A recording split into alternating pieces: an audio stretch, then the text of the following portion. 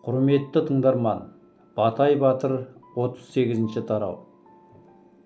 Әбекеңнен айырылғалы бүгін міне 7-ші күн. Өзегін өртеген өкінішпен жүрегін жапқан мұң аздап басылғандай. Енді қалғаны Алла деп ауылға тартпақ. Шарылдатып әбекеңе бағыштаған соңғы Құранды ақсаққа қосылып бетін сипаған Батай Батыр орнынан тұруға ыңғайланды. Бірақ иығынан басқан зілді қол ойын бөліп басын көтере қараған. Сонда көргені кешегі Жауһар деген кісі болатын. Отыр деген ыммен ишара білдіріп, қарсы алдына кеп қос тізерлей жайғасты. Ал батырым, сенің аты жөнің кім? Қайдан келесің? Қайда барасың? Әбекеңнің аманатын бізге айтпасаң, арқалап кетесің бе? Апта бойы сені сырттай бақылап келемін. Сенің ішіңде бір өкініш бар. Сондай-ақ сен мал іздеген малшымын, әбекеңмен кездейсоқ жолықтым дегенің бос сандырақ. Сен тыңдап ал, мен саған айтайын балам. Ауыл сыртындағы жартасқа түнепсіңдер, рас па? Ол біз түнеп жүрген жер. Сен сезбегенде боларсың. Алайда әбекең із қалдырып үлгіріпті. Және де жалғыз емеспін депті. Біз сол үшін келдік. Сендердің іздеріңе түстік. Тіпті екеуіңнің біреуің аяқ алып жүре алмастай жаралы екеніңді де білдік. Оны сенің жалпая басқан аяқ іздерің дәлелдейді. Бірақ өкініштісі, сол атаңызға айналған досымызбен тілдесіп үлгермедік. Ал енді сен шыныңды айт. Қолдан келгенше көмектесеміз. Қане, сөйлей ғой батырым дей келе, бірақ тоқтады. Мына сөзді күтпеген Батай Батыр таң қалды.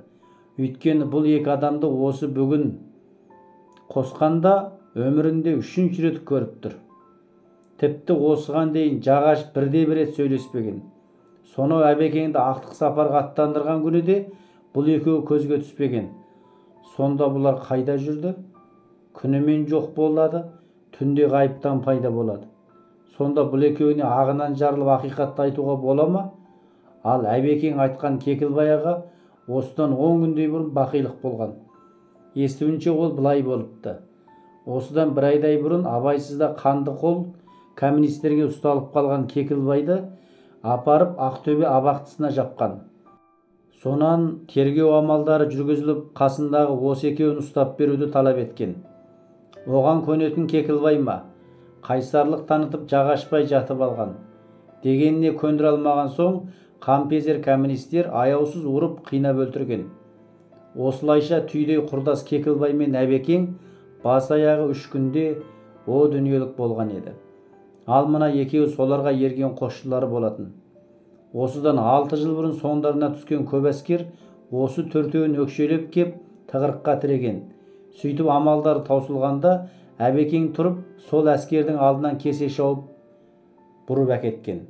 Сөйтіп жалғыз өзі қолға түсіп қалған үшеуі аман қалған. Өздері үшін жанын қиған адамды қалай ұмытсын?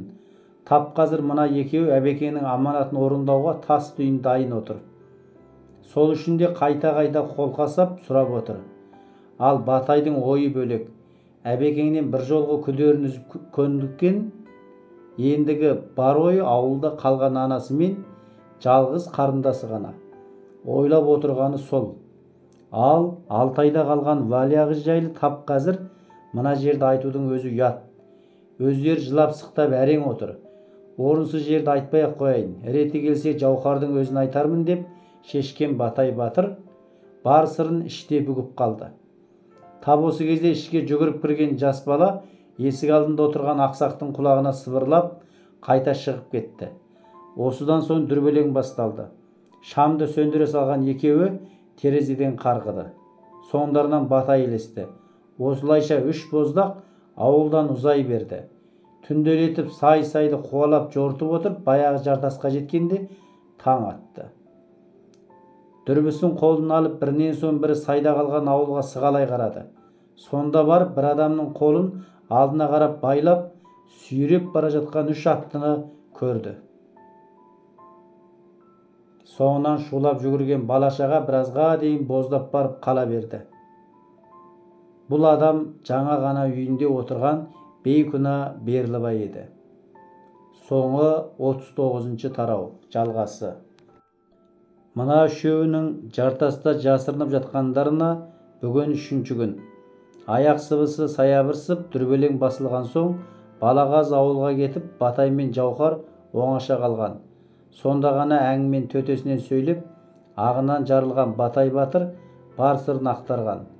Сонау Алтайда қалған сүйікті қызы жайлы да сыр шерткен. Тіпті өзінен жүкті болып қалғанды айтып, әбекеңнің аманаты осы еді деп барып бірақ тоқтады. Мұның бәрін үнсіз тыңдаған Жауһар болса, жауапты Балағаз келген соң бермекші болған. Әзірге не айтарымды білмеймін. Балағаз ауылдың жағдайын біліп келсін. Сонан нақты жауап беремін әбекеңнің аманаты үшін. 6 ай түгіл айға да барамын ау. Бірақ тап қазір ауылдың жағдайы маңызды боп тұр. Кеше өзің көрдің ғой, әрең қашып үлгірдік. Іштен шыққан жау жаман боп тұрған жайымыз бар. Алдымен соны анықтап жазасын берсек, сонан соң 6 айда көреміз деген болатын. Мынандай сөзді естігенде Батай батырдың қатты қуанып қалғаны бар. Ауылға кеткен Балағаз келсе, нақты жауап аламын деп ойлаған. Алайда сол Балағаздан хабар болмай кетті. Келісім бойынша бүгін іңірде осы жартас басында болуы керек еді. Тап қазір түн ортасынан ауып барады. Балағаздан хабар жоқ. Бұл жақсы емес. Күндіз көз жүгірткенде ауыл тыныш сияқты көрінген. Бірақ Балағаздың кешігуі алаңдата бастады. Сондықтан да болар Жауһар ақсақал таңды ұйқысыз атырды. Ертемен басын көтеріп алып Кеңсай жаққа тағы қарады. Әне, жартас етегінде күйбеңдеп отын теріп жүрген 2 бала көрінді. Іші қылп етіп жүрегі дірілдеп кетті. Көзін сүрте сала дүрбісіне қайта үңілді. 2 бала кішігірім от жағып жылынып алған сыңай танытты. Сонан соң жан-жағына алақ-жұлақ қарап, отындарын арқалап алып ауылға қарай аяңдай берді. Бұл Балағазға қандай да бір сұмдықтың болғанының белгісі.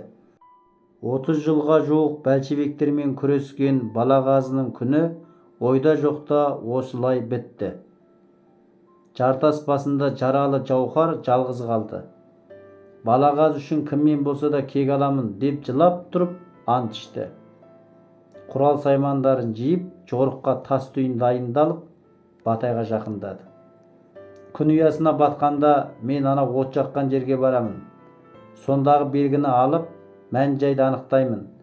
Ал қазір екеуміз мына жартастың күнгей бетіне шығамыз. Сол жерде аяғы шідерленген 2 жылқы бар. Бірі менікі, бірі Балағаздікі. Сен соның арғымағына отыр да ауылыңа тартып кет.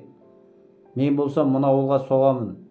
Сайды сырттай айналып өтіп, күншығыстан кеп кіремін де, осы ауылдағы ең соңғы сатқынды шабамын. Үйіне от қойып, күлін көкке ұшырамын. Сөйтіп бәріміз үшін кек аламын. Ал сен болсаң таң атқанша тоқтаусыз шауып отыр. Күн шыға жеткен жеріңе атыңды таста да жаяу тарт. Менің қасымда қалу сен үшін өте қауіпті. Мен асарымды асап, жасарымды жасаған жалғызбасты адамын. Өкінетіндей түгім жоқ. Өйткені қимайтындай артта қалар ешкімім жоқ. Сен болсаң әлі жассың. Үйіңе барда анаңмен қарындасыңа қамқор бол. Ал қане кеттік деп дорбасын асынып жүре берді. Басын изеген Батай батыр соңынан ілесті. Жаяулатып көп жүрген екеуі түс болғанда күнгей бетке шықты. Сонда барып аяғы тұсалған 2 жылқы көрінді. Асыға жүріп түскі асты дайындап қарындарын тойғызды. Міне осыдан соң екеуінің жолы 2 айырылды. Туған бауырлардай бірін-бірі қимай жылап қоштасты. Ақбоз арғымаққа қарғып мінген Батай батыр ауылға тартты. Батасын беріп ақ жол тілеген Жауһар батыр қол бұлғап қала берді. Сол жүргеннен мол жүрген Батай батыр күн шыққанда барып бірақ тоқтады. Жауһар айтқандай Ақбоз аттың ер тоқымын сыпырып алып басынан сипап қоя берді. Аң екеш аңның да ақылдысы болған Ақбоз ат кісінеп барып қоштасып жартасқа қарай кері шаба жөнелді. Ер тоқымын жасырған Батай батыр азығын асынып алға жүріп кетті. Ал күн кеш болғанда жалғыз қалған Жауһар Жартастан түсіп, балалар жаққан оттың қасына жетті. Межелі тасты аударып, астынан бір жапырақ қағазды алып оқи бастады. Қолы қалтырап, тұла бойын ашу кернеді. Күдіктеніп жүрген адамы белгілі болды. Опасыз сатқынға ешқашан кешірім жоқ. Қап бәлем, тұра тұр деп, атына қарғып мініп, күнбатысқа қарап шаба жөнелді. Бұл кезде іңір түсіп, кешкі тамақтан соң сорпаны сапырып отырған Әзімхан өте көңілді еді. Көңілді болмай қайсын, бір оқпен екі қоянды атып алып, бүгін ғана басшылықтан мақтау алғаны бар. Өйткені әбекеңді ақтық сапарға өз үйінен аттандырған үшін Берлібайды ұстап берген. Және де әбекеңдей абыройлы адамның жерлеу рәсіміне Балағазы мен Жауһардың міндет түрде келетінін айтып, Жартас жақтағы жолға аңдушы қойдырған. Міне, сол аңдушылардың құрығына кеше түнде Балағазы ілінген. Ендігі қалғаны жалғыз Жауһар ғана. Әне-міне дегенше оны да қолға түсіреді. Сонан кейін Орынборда жүрген ұлы оқуын бітіріп келеді. Келгенде жай келмейді, оқымысты болып, орысша үйреніп келеді.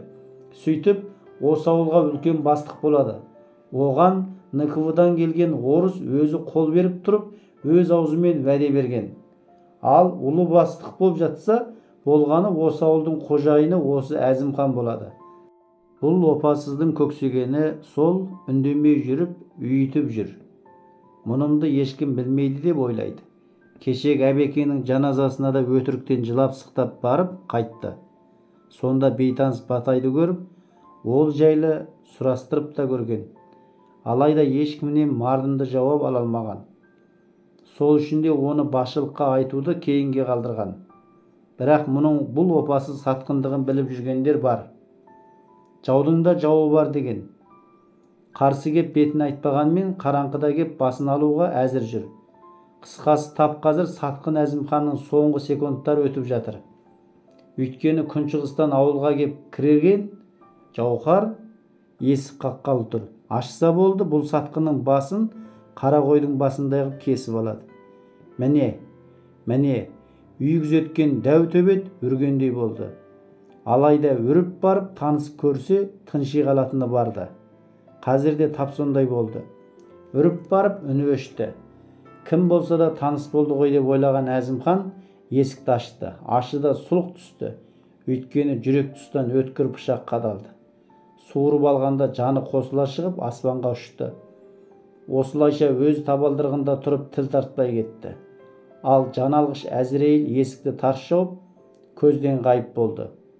Сонан соң ауыл сыртына шығып соңғы рет артына қарады.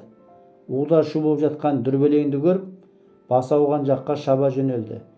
Бұл Жауһар батырдың соңғы ерлігі болды. Себебі сол шапқаннан мол жау хабар ошарсыз кетті. Ең соңғы 40-шы тарау. Сол кездегі кеңес үкіметіне қарсы шыққандардың Жауһар батыр соңғы тұяғы еді. Әзімханнан кегін алған түні ауылдан шығып Жартасқа қарай кеткен.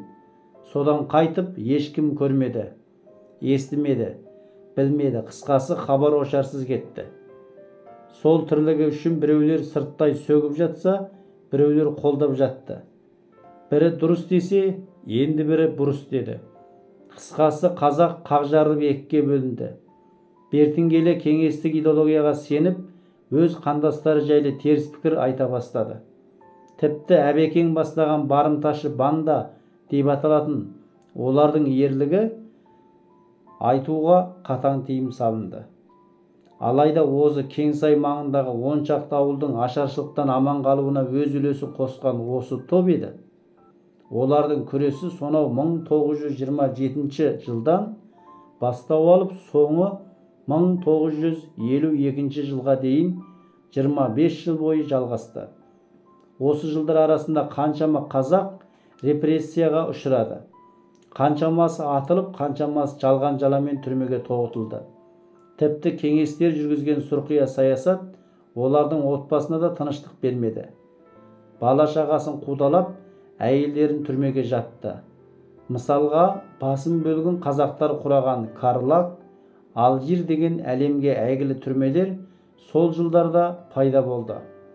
Ең сорақысы сол, осындай саясатты қолдаған қазақтар көбейді. күндестік қуып бірін-бірі сырттай сатып жіберіп отырды. Нәтижесінде біразы жан сауғалап өре көшті. Енді біраз бас сауғалап шетеласты. Қысқасы, кеңес үкіметі әкелген жалпы зұлматтан 3 миллиондай қазақ қырылып қалды. Бұл негізі қазақ ұлтына жасалған геноцид болатын. Ал ауылға кеткен Батай батырдың тағдыры бөлек. Сол кеткеннен 2 жұма тоқтаусыз жүріп, аман сау үйіне де жетті. Алайда ауылда қалған анасы мен жалғыз қарындас үшін бұл қуаныш көпке бармады. Өйткені құжатсыз келген баланы қызыл жағалылар қайта тергеуге ала бастады. Оның үстіне НКВ деген қанішерлер қолдарына шырақ алып соңына түсті. Валияға қайта бару түгіл жан қайғы болып кетті. Өміріне қауіп төнді. Тек өз басына ғана емес, анасы мен жалғыз қарындасының да тағдыры қыл үстінде тұрды. Туған жердің топырағына сыймады. Сыймады емес, сыйдырмады. Жақыбайдың баласының бір кәкірі бар деп ел күңкілдей бастады. Тіпті түрмеден қашып келген екен деп шулады. Қысқасы, ду-ду әңгіме, өсек басталды. Осының бәрі жиналып кеп, кең байтақ Қазақстанға сыймайтындай дәрежеге жетті. Ақыры көз жасын төгіп тұрып, анасымен қоштасты. Жылап тұрып, жалғыз қарындасымен қоштасты. Соңғы рет анасы маңдайынан сүйді. Соңғы рет қарындасы мойнына асылды. Міне, сонан соң қарт Каспий қайдасың деп жолға шықты. Уақытша берілген құжатымен паромға жүк тиеуші болып жұмысқа тұрды. Ақыры сол жерден Иранға өтіп ізін суытты. Иранға жеткеннен соң бір байға малшы болып жалданған деген әңгімелер бар. Тіпті той мерекелерде күресіп, бас жүлдені ешкімге бермеген. Сонан бір түркиялық азаматтың көзіне түсіп, Ираннан сонда қашып өткен. Арада 40 жыл өткенде барып, әйгілі Мұстафа мен Қазақстанға қайтып оралған. Актор Ғани Әлихан. Құрметті тыңдарман, сіздер 40 тарауға бөлінген Батай батырды толық тыңдадыңыздар. Өте ашынышты, әсерлі оқиғаға толы шығарма. Басқаларға таратып қойыңыздар. Қазақтың басынан өткен жан кешті, сұм тағдырлар ешқашан қайталанбасын. Батырлық пен тектілік ұрпақ бойы жалғаса берсін. Шығарманы жазған автор Ғани Әлиханға алғысымызды айтамыз. Оқыған Керек-терек арнасының жауаптысы Қанатбектің ермегі. Келесі жақсы шығармаларда кездескенше сау сәлеметте болыңыздар.